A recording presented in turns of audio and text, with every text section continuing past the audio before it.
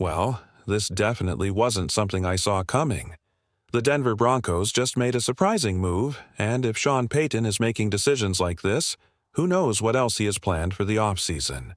It's going to be an exciting ride as the Broncos go from barely making the playoffs, or as some might say, sneaking in, to becoming serious playoff contenders.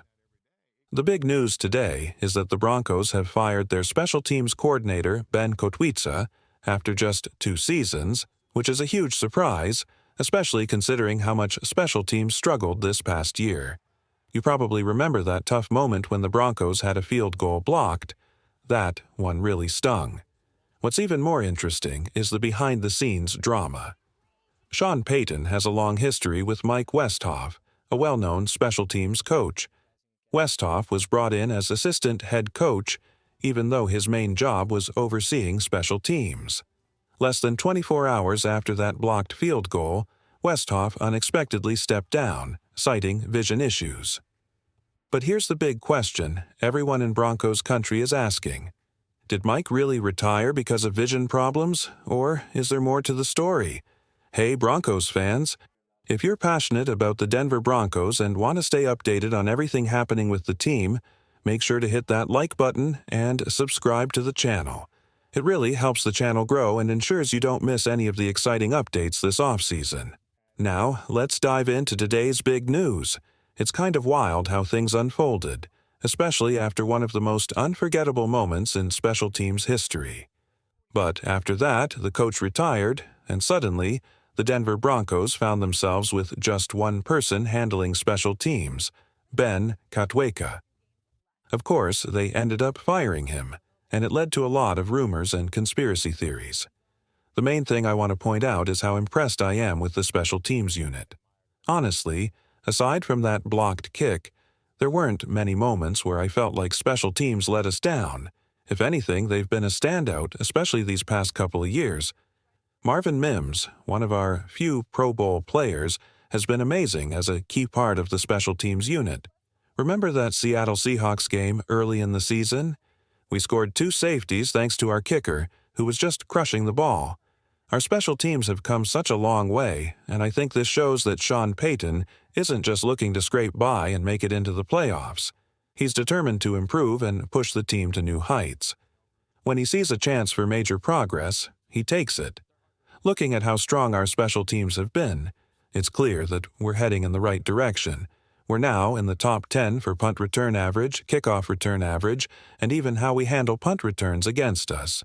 We're returning the ball farther, and we're not letting the other team get far on us. It's been pretty special. This is a big deal. Let's talk about Will Lutz, our kicker. He was named the AFC Special Teams Player of the Year multiple times during his tenure.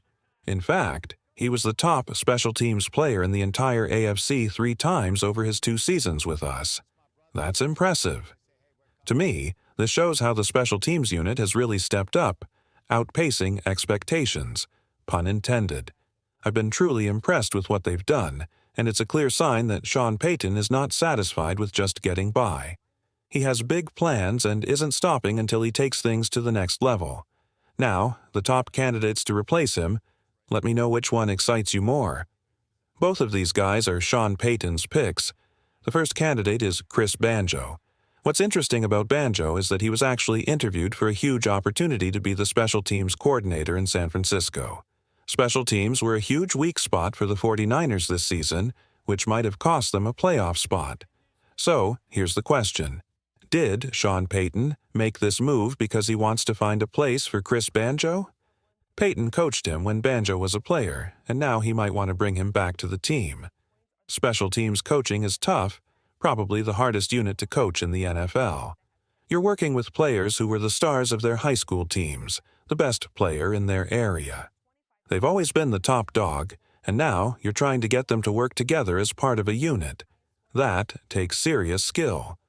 Think about the guy who walked around with those broad shoulders, the one who could shove you into a locker like it was nothing. Someone like that might actually be good enough to play on an NFL special teams unit. And for someone like him, that could feel like a step down. The egos in special teams are something to manage, for sure. A lot of these players were the stars of their high school teams. maybe even the best player in their college. Now, they're lucky enough to make it onto a special teams unit, and suddenly they're expected to play a role that doesn't seem as glamorous. For example, they might have been the starting quarterback in high school, and now they're being asked to be a gunner on special teams. Getting a group of players with that kind of background to check their egos and buy into something that doesn't always feel like real football, that's tough. It takes someone with a very unique personality and leadership skills. Maybe Sean Payton sees Chris Banjo as that kind of leader, and he doesn't want to risk losing him to the San Francisco 49ers. The other strong candidate for this role is another former Sean Payton guy, which just adds to that direct connection from New Orleans to Denver. This pushes back against the narrative that no one wants to work with Payton. In reality, everyone who's worked with him seems to want to keep working with him. Darren Rizzi, who was a special teams coordinator for the New Orleans Saints, is another name to watch. You might recognize him because, after the Saints fired their coach, Rizzi stepped in as their interim head coach and managed to pull off several wins. Darren Rizzi has really proven himself with his ability to get the most out of his teams. He's had a top 5 special teams unit multiple times throughout his career. In fact, during his 13 years as the special teams coordinator for the New Orleans Saints, 12 of those years saw his unit finish in the top 10. That's an incredible track record. On top of that, each year, the NFLPA releases a survey where players can rate coaches, and Rizzi has consistently been ranked as a top 5 special teams coordinator. That says a lot. Players love playing for him, and he knows how to get the best out of his squad. So, when it comes down to these two candidates, the real question is, do you think it was the right move to part ways with our special teams coordinator? One advantage we have now is the potential for some continuity.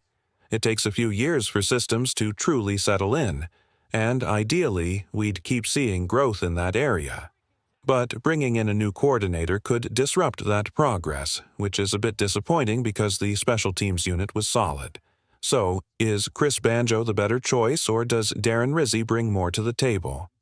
My kids keep telling me that Riz is the cool term nowadays, skibby Riz, or something like that. Honestly, I'm still not sure what it means.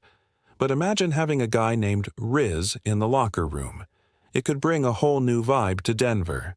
So, what do you think? Would you prefer Chris Banjo or Darren Rizzi as our new special teams coordinator? And do you see this move as a sign that Sean Payton isn't settling but is instead pushing for improvement? Another thing that caught my attention. I really respect Cy Bettinger and what he does with predominantly orange. He pointed out that it wasn't just the blocked field goal that led to the firing of our special teams coordinator. Looking back at the stretch where we needed to win 3 out of 4 games, our special teams were clearly lacking. Riley Moss had been having a standout season, but during those key games, against the Chargers, Bengals, and Chiefs, his punts were off, and that definitely hurt us. Maybe Sean Payton saw that as a sign. And let's not forget the missed kick at the end of the first half in Buffalo, which could have tied the game at 10-10. Maybe that was the tipping point for Payton.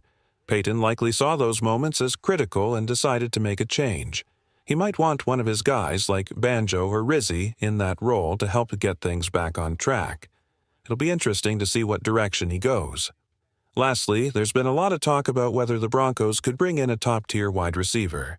The name that keeps popping up is T. Higgins.